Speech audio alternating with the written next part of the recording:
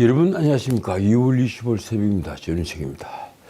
오늘 아주 중요한 날이죠. 아마도 헌법재판소는 윤석열 탄핵심판 사건 변론을 종결할 것입니다. 작년 12월 3일 비상계엄 선포부터 지금까지 이 나라가 문명국이라면 있을 수 없는 일들이 벌어졌습니다.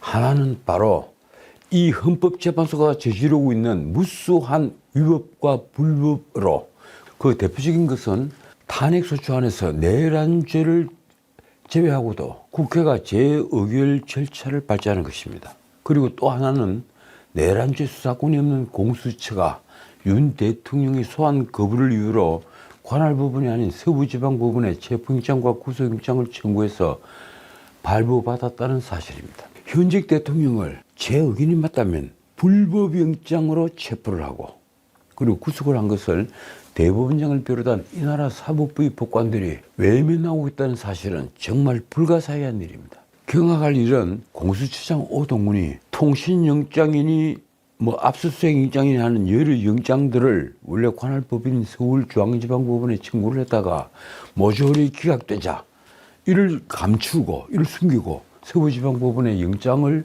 청구했다는 사실입니다. 말하자면 지금까지의 과정을 총체적으로 요약을 하면 이렇습니다. 대통령이 어설픈 국가긴급권 행사 뒤에 이를 빌미로 헌법이 정한 국가 통치 구조를 마비시키는 진짜 내란이 일어났다. 그들은 거꾸로 통치권자인 윤 대통령을 내란죄로 몰아 체포 구속하는 한편 집권 여당의 대표와 함께 탄핵소추로 파면함으로써 조기 대선을 획책하고 있다. 그렇습니다. 바로 이것이 정답입니다. 이 전체 과정에서 민주적 적정 절차, 이른바 듀 프로세스를 위배한 가장 대표적인 인물이 누구일까요? 옛날 같으면 역적으로 손가락질을 받아도 좋을 자 말입니다. 저는 민주당을 지휘하는 이재명이나 그 휘하의 인물들은 아니라고 생각합니다. 국민의힘에서 윤 대통령의 등에 배신의 칼을 꽂은 한동훈도 아니라고 생각합니다. 그러면 누구일까요? 법원과 헌법재판소에서 충성 경쟁을 벌이는 이들 중에 공수처장 오동훈이야말로 훗날 역신으로 기록될 인물이라고 저는 믿습니다. 저는 정말 궁금합니다. 오동훈은 왜 자신에게 수사권이 없는데도 윤 대통령을 소환했으며 그리고 체포영장을 청구했고 끝내 구속영장까지 청구했을까요? 그 구속영장을 청구한 날 검사들과 어울려서 와인으로 건배까지 했습니다. 그 구속영장 청구도 원래 관할이었던 서울중앙지법의 영장들이 기각됐다는 걸 숨기면서 말입니다. 자, 이제 제 짐작으로 변수는 하나뿐입니다. 글쎄요, 불가능한 변수죠. 이 최상목 권한대행이 마은혁을 헌법재판관으로 임명을 한다면 일이 복잡해집니다. 변론 갱신 절차를 헌법재판소가 밟아야 하니 이재명 살리기 작전 계획이 아주 망가질 수밖에 없습니다. 그 경우 만약 붙기대로 그동안의 변론을 경신하다가는 한 달이 소요될지 두 달이 걸릴지 모를 판이니 말입니다. 그럴 일은 없지만 마은혁이 임명되어도 헌법재판소는 아마 이 변론 종결을 했다는 이유로 변론 갱신 절차를 생략하려고 들 것입니다. 어쨌든 그런 일은 이제 없을 것으로 보입니다. 지금 마은혁 임명에 대해서는 민주당도 그 누구도 입을 완전히 닫고 있죠. 결국 8인 체제로 윤 대통령 탄핵소추 판결이 이루어지는 것입니다. 이제 사람들의 관심은 오늘 오후 2시에 있을 이 최후 진술에서 윤 대통령이 무슨 말을 할 것인지에 쏠려 있습니다. 아마도 비상계엄 선포의 정당성과 탄핵재판의 소요와 함께 대국민 사과가 있을 것으로 보입니다. 저는 그렇게 생각합니다. 돌이켜보면 작년 12월 3일 밤 10시 23분 윤 대통령이 느닷없이 TV 카메라 앞에 앉아 비상계엄을 선포하면서 격변이 시작되었습니다. 저 같은 사람도 이런 어설픈 비상계엄을 왜 하는지 몰라서 충격을 받았습니다. 그런데 많은 이들은 이 비상계엄 선포에 윤 대통령의 정적들이 내란죄 프레임을 씌우는 걸 보면서 더 큰 충격을 받았습니다. 아니, 비상계엄 선포가 왜 내란죄가 되느냐? 정말 놀라운 일이었습니다. 대통령의 비상대권은 통치권자의 고유한 통치행위로서 사법심사의 대상이 되지 않는다는 아주 기본적인 사실조차 정적들은 외면했습니다. 그리고 그 내란지 프레임에 거의 모든 언론들, 한두 개 신문을 제외한 모든 언론들, 그리고 90%의 법률가들, 지식인들이 가담을 했습니다. 그 빌미를 준 것은 특수전 사령관 곽종건의 대통령이 문을 부수고서라도 국회의원을 끌어내라고 말을 했다는 증언, 그리고 국정원 1차장 홍장원의 이재명, 한동훈, 우원식 등 체포 대상자 명단을 지금 메모했습니다. 그런데 그것들은 이미 김병주, 박선원 등 야당 의원들에 의해 오염이 된 증거였습니다. 윤 대통령은 국정마비 상태를 막기 위해서 비상계엄을 선포했다고 말을 했지만 사람들은 그게 쉽게 동의하지 않았습니다. 처음엔 그랬습니다. 나중에는 그게 동의하는 사람들이 엄청나게 늘어났지만 말입니다. 그런데 생각해 봅시다. 통치권자가 왜 헌정문란의 목적으로 폭동을 하겠습니까? 무엇을 얻기 위해서 그런 일을 벌일까요? 누구는 영구 집권을 위해서 반란을 일으킨 것이라고 말합니다. 민주당이 벌여온 입법 독재, 이른바 다수의 폭정, tyranny of the majority, 이 다수의 폭정이야말로 국정을 마비시킨 거의 폭동에 가까운 행동으로 거칠게 말하면 내란이라고 불러 마땅할 것입니다. 내란이라고 불러야 마땅할 것이라는 것이 바로 제 생각입니다. 어떻든 문명국에서 통치권자가 국가 긴급분을 선포했다고 해서 내란죄로 처벌한 전례가 없습니다. 어제 조선일보에는 헌법학계의 석학 허영 교수 인터뷰가 실렸죠. 제가 방금 드린 말씀과 똑같은 말씀을 하고 있습니다. 저는 얼마 전 이 방송에서 허영 교수께서 지적을 하신 헌법재판소의 10가지 위법사항을 하나하나씩 말씀드린 바 있습니다. 그 허영 교수가 저서 한국헌법론, 이 한국헌법론은 우리나라 법조인들이라면 거의 다 읽은 책들입니다.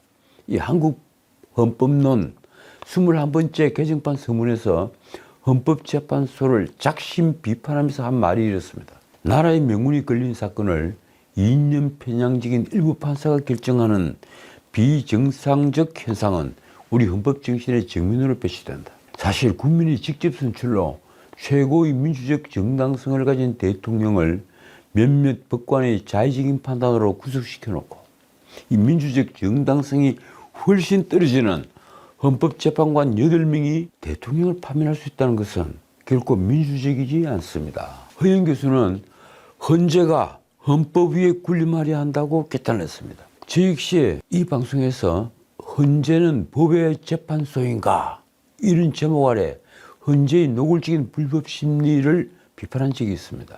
허영 교수는 헌법재판소가 졸속재판으로 홍장원 메모, 곽종원 회유 의혹 등에 대해서 실체적 진실의 규명이 없는 선고를 하면 큰 저항을 부를 것이라고 말했습니다. 일국의 대통령 파면을 결정하는 심판을 뭔가에 쫓겨 서둘러 끝내려고 하는 것은 재판관들이 이념 편향성으로 인해 중립성을 잃은 것으로 결코 국민의 승복을 받아낼 수 없다. 그 중에서도 최악의 위법은 국회 탄핵소추안의 핵심인 내란죄를 처리하겠다는 국회 측의 요구를 헌법재판소가 그대로 수용을 한 겁니다. 허영 교수의 말씀이 이렇습니다. 국회 측 변호사가 이 소송기간이 길어질 것을 우려해 탄핵소추 사유에서 내란죄를 빼겠다고 신청하면서 그것이 재판부가 저희에게 권유하신 바라고 생각한다고 말했다. 재판부가 왜 내란죄를 빼라고 권유했을까요? 그건 불법이 아닌가요? 다시 허영 교수의 말입니다.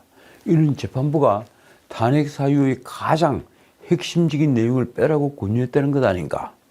내란죄를 빼면 안철수 의원 말대로 사기 탄핵이다. 내란죄 없이 내란 행위를 어떻게 심판하나? 저는 아직도 이 내란죄를 빼고 내란 행위만 심리할 수 있다는 헌법재판소의 태도를 도무지 이해할 수가 없습니다. 내란 행위는 곧 형사법적으로 내란죄입니다.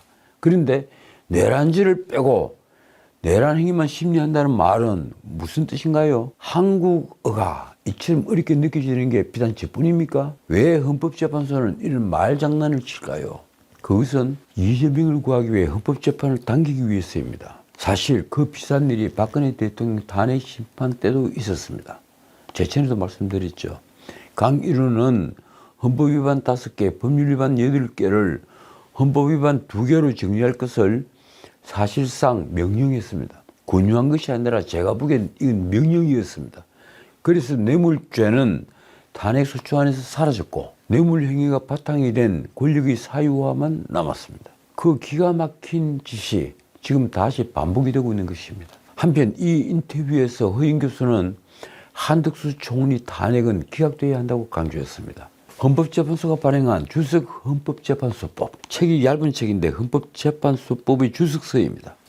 그 주석서에 권한 대행자의 탄핵소추 의결 징속서는 대행되는 공직자의 그것을 기준으로 한다, 이렇게 되어 있다는 것입니다. 따라서 대통령 권한 대행은 국회 재적 의원 3분의 2 이상이 찬성을 해야만 탄핵 소추를 할 수 있다는 것입니다. 말하자면 이번 비상계엄 선포를 둘러싼 일련의 과정은 불법의 불법이 대해진 아주 총체적 불법 상태였습니다. 민주당이 주석 헌법재판소법 내용을 두고 그건 저자의 사견 아니냐 이렇게 폄하를 하자 허인 교수는 이렇게 맞받았습니다. 그 집필자가 헌법재판소 재판연구관이고 주석서를 발간한 곳이 헌법재판소 산하 헌법재판연구원이다. 이를 부인하려면 그에 대한 강력한 반론을 제시해야 한다. 국회의장에게 헌법을 해석할 권한은 없다. 그런데 이 문제에 대해서 헌법재판소 재판관들은 아직 한마디도 하지 않습니다. 정말 대단한 배짱들입니다. 허인 교수는 또 논란이 된 형사소송법을 준용하지 않은 데 대해서 정형식 재판관이 탄핵심판이 헌법재판이라는 사정을 고려해서 형사소송법의 전문 원칙을 완화해서 적용해야 한다고 주장을 한 것도 아주 쉽게 반박을 했습니다. 매우 위헌적인 발상이다.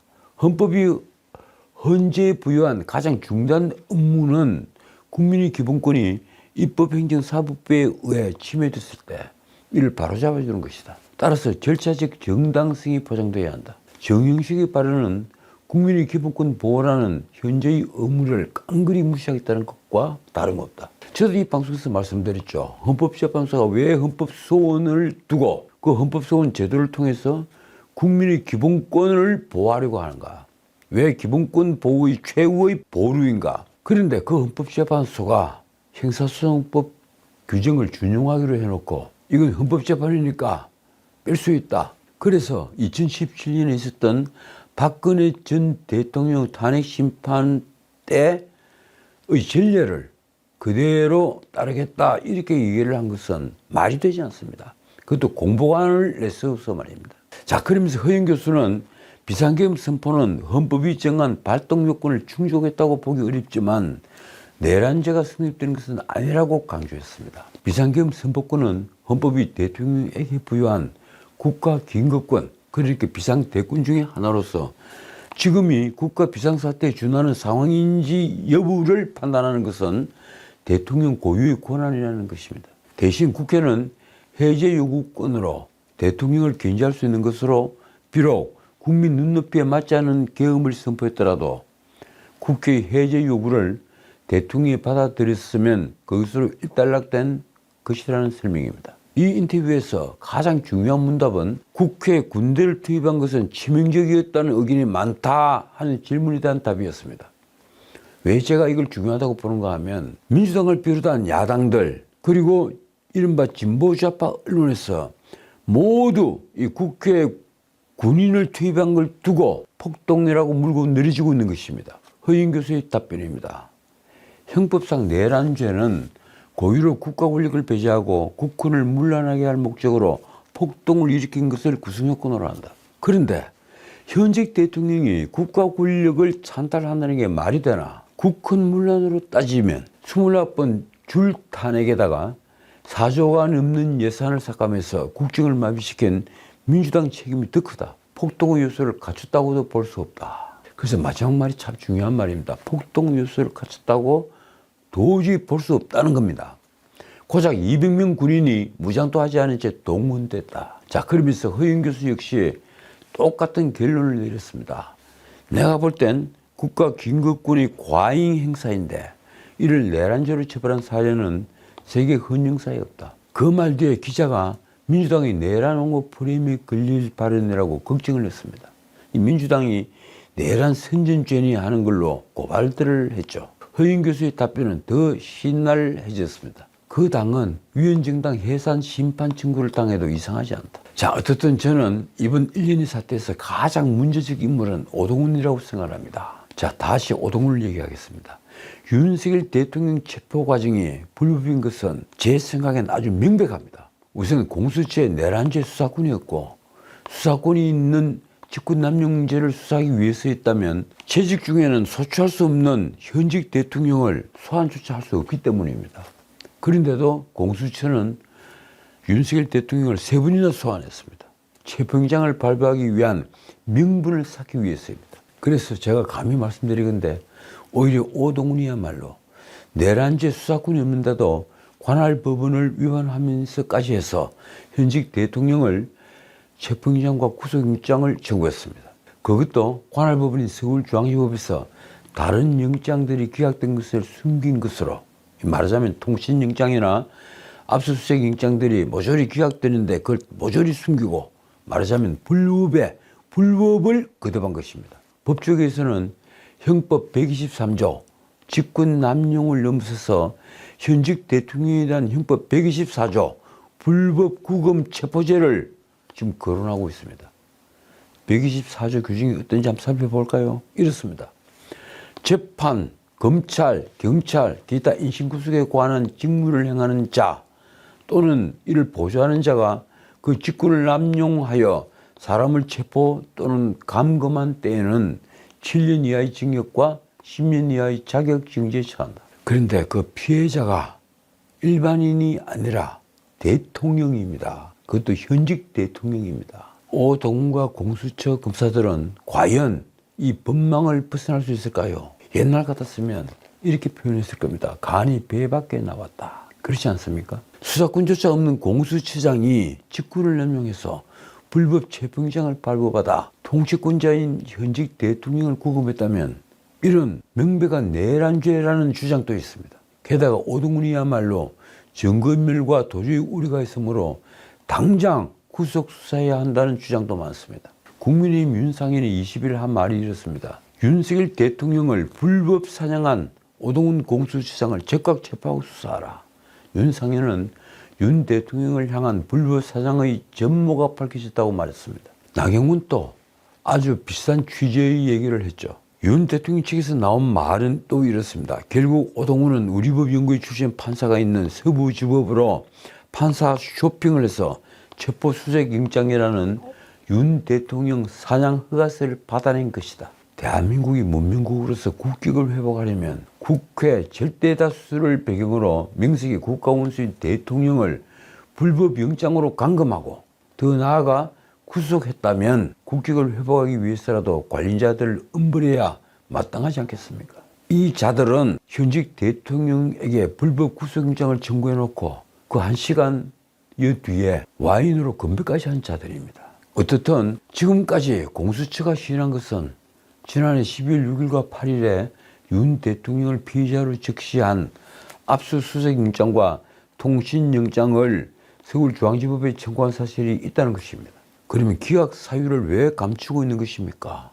저는 그게 또 궁금합니다. 자, 그런데 공수처는 국민의힘 주진우 의원의 관련 질의에 공수처는 서울중앙지법에 윤석열 대통령 영장을 청구한 사실이 없다, 이렇게 답변했던 것입니다. 그리고 비단 체포영장이 아니었다 해도 공수처는 윤 대통령에 대한 사건의 관할 법원이 서울중앙지법이라는 것을 알았는데도 중앙지법에서 통신영장 등이 계속 기각이 되자 서부지방법원으로 영장 쇼핑을 한 것은 이제 명백해졌습니다. 이에 대해 공수처는 이렇게 변명하고 있습니다. 고의는 전혀 없었고 착오였다. 체포영장 집행 직전이었고 수사기획관도 없었던 상황이었다. 이게 무슨 헛소리입니까? 착오였다니요.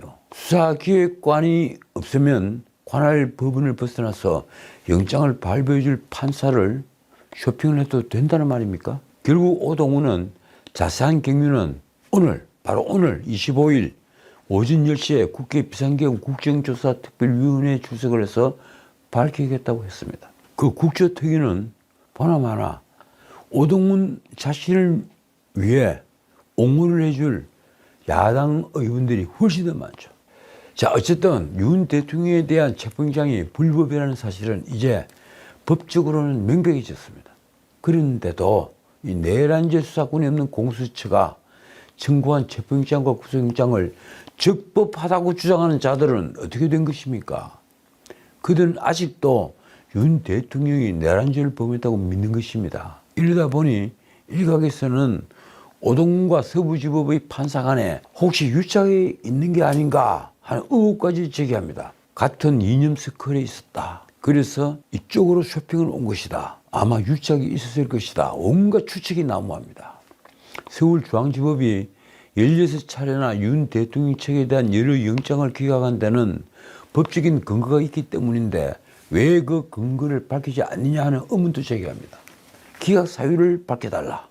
이런 의문을 계속 주장합니다. 이제 진실이 그 끄트머리나마 약간 보이고 있는 것입니다. 만약 공수처의 이런 불법과 헌법재판소가 지금까지 벌여온 위법한 탄핵심판 과정이 속속들이 알려진다면 어떻게 될까요? 만에 하나라도 공수처가 서울중앙지방법원에 윤 대통령에 대한 체포영장을 청구를 했고 그것이 기각이 되는데 그 기각 사유가 공수처에는 내란죄 수사권이 없다거나 혹은 다른 이유였다면 이건 아주 중대한 문제가 됩니다. 어쨌든 이 공수처의 이 불법은 이제 대중에게 비로소 알려지고 있습니다. 아마도 육풍이 부는 걸 넘어 모든 걸 휩쓸어 버릴 것입니다. 그렇지 않아도 여론은 오늘 변론 종결을 시점으로 다시 불붙을 것으로 보입니다. 아무리 나라가 두 쪽으로 쪼개져 있어도 불법과 불법을 거듭하는 진짜 권력, 이 커튼 뒤의 진짜 권력을 정화하지 않을 수가 없기 때문입니다. 만약 그런 역풍이 50%를 훨씬 넘는 태풍으로 바뀐다면 이번 내란죄 프레임을 씌운 반민주 세력은, 민주로 포장을 한 반민주 세력은 이 나라에서 정말 가루가 될 것입니다. 가루가 되어 자취를 감출 것입니다. 저는 그것이 순리라고 믿습니다. 자, 세간에는 헌법재판소 결정을 두고 온갖 예상이 나오고 있습니다. 오늘 변론 종결을 하고 나면 이제 판결이 있을 터인데 이 판결에서 어떤 결론이 나올 것이냐. 지난번 이진숙 방통위원장 탄핵안이 기각됐을 때 4대4였던 것을 상기시키며 우리 헌법재판소를 이념에 찌든 곳으로 폄하하는 말도 많습니다. 어떻게 이틀밖에 일하지 않은 방통위원장을 탄핵 수사한 것인데 무엇을 잘못했다고 4대4로 의견이 나뉘는 것입니까? 아무리 이념에 찌든 헌법재판소이지만 말입니다. 솔직히 저는 국회 탄핵소추안에서 내란죄를 제외했을 때부터 이제 헌법재판소는 각할 수밖에 없다고 믿습니다. 엔진이 없는 자동차가 달리는 걸 보셨습니까? 탄핵소추안에서 내란죄를 빼고 내란 행위만 남겨놓는다고요? 그건 바꿔 말하면 탄핵소추안에서 모조리 뺄 수 있는 건 다 빼버린 겁니다. 껍질만 남은 겁니다. 그런데 어떻게 이걸 기각을 한다거나 더 나아가서 인용을 할 수 있겠습니까? 유일한 방법은 각하하는 것밖에 없다고 저는 믿습니다. 마침 원로 법조인인 유창종 전 서울중앙지검장이 예상을 한 탄핵재판 결과, 그 결과가 보도가 됐습니다. 윤 대통령 탄핵심판 변론이 종결되면 헌법재판관 8인의 만장일치로 각하해야 한다. 그는 또 이념 편향 세 사람이 만약 인용을 주장하면 다수 의견으로 기각 결정을 하거나 변론 재개를 선택해야 한다고 했습니다. 각하 이유는 우리 모두가 알고 있는 내용입니다. 이렇습니다. 비상계엄은 헌법이 보장한 대통령이 적법한 권한으로 소위 통치행위에 해당되어서 사법심사의 대상이 아니다. 그러니까 각하해야 한다. 둘째, 탄핵소추안에서 내란죄를 뺐다. 실제로 국회는 비상계엄 해제를 결의하는 등 국회의 기능이 전혀 손상되지 않았다. 자, 내란죄를 빼고 나면 껍질밖에 남지 않으니 각하해야 한다. 셋째, 헌재가 오늘 변론을 종결한다면 유 지검장이 보시기로는 심리 미진 상태다. 그래서 지금 이 상황에서는 각하함이 옳다. 자, 오늘은 여기까지입니다. 저는 요즘 인간은 짐승보다도 도덕적이지 않다는 생각을 자주 합니다. 자기를 20년 동안 키워준 사람의 등에 칼을 꽂는 것을 보면서 정말 인간은 도덕적이지 않다. 짐승보다도 도덕적이지 않다. 이 생각을 금할 수가 없습니다. 온갖 욕심은 대부분 남을 해치고 자신의 이익만 도모하는 것입니다. 그런 사악한 자가 통치자가 되고 내가 그런 자에게 지배받는다는 것은 너무 끔찍한 일입니다. 지금까지 전책이었습니다.